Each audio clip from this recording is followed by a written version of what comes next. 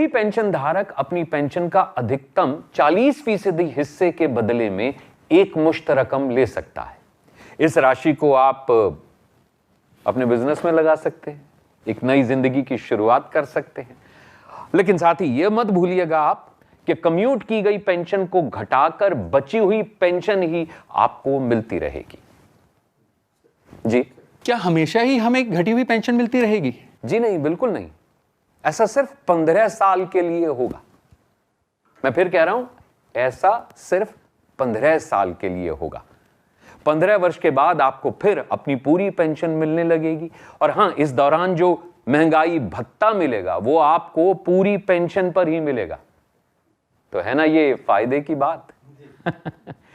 एक मुश्त राशि से, जैसा मैंने थोड़ी देर पहले कहा, आप अपने बच्चों की शादी कीजिए, अपना बिजनेस शुरू कीजिए या अपने अधूरे सपने को पूरा कीजिए और 15 साल के बाद फिर से पूरी पेंशन पाइए। सर, मेरा एक सवाल है। जी, खुदा ना खास्ता इस दौरान पेंशन धारक का इंतकाल हो जाता है तो क्या होगा?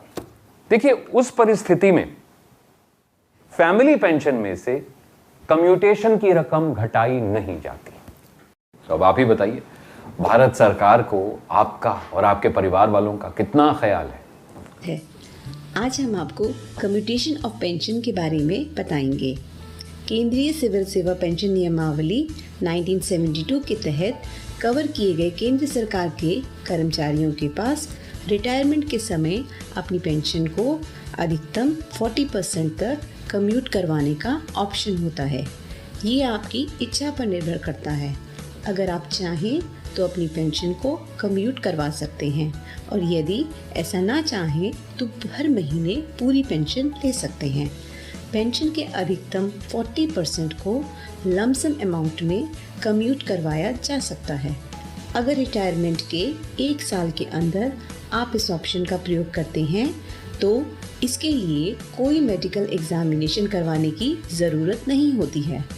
पर अगर रिटायरमेंट पर आपने अपनी पेंशन कम्यूट नहीं करवाई और रिटायरमेंट के 1 साल के बाद अगर आप अपनी पेंशन कम्यूट करवाना चाहते हैं तो आपको मेडिकल एग्जामिनेशन करवाना होगा।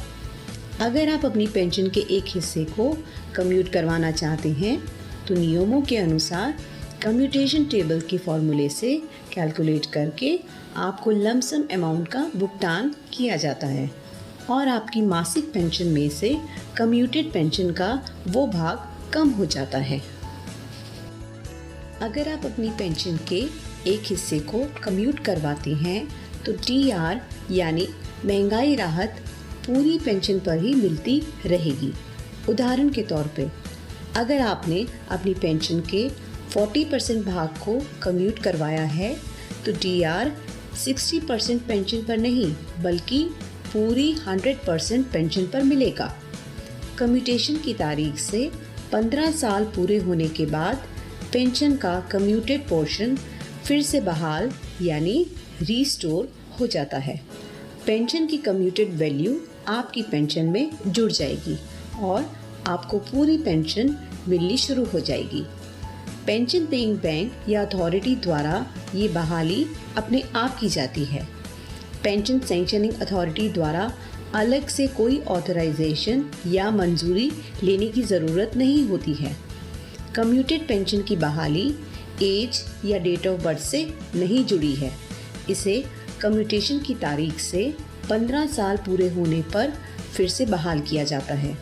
उदाहरण के लिए, अगर कोई कर्मचारी 31 जनवरी 2006 को रिटायर हुआ तो उसने रिटायरमेंट के एकदम बाद अपनी पेंशन कम्यूट करवाई तो उसकी बहाली 1 फरवरी 2021 से होगी। अंत में सबसे महत्वपूर्ण बात, पेंशनर का निधन होने पर पेंशन की कम्यूटेड राशि को फैमिली पेंशन से काटा नहीं जाएगा। पेंशन और फैमिली पेंशन से संबंधित जानकारी के लिए हमारे YouTube चैनल को सब्सक्राइब करें।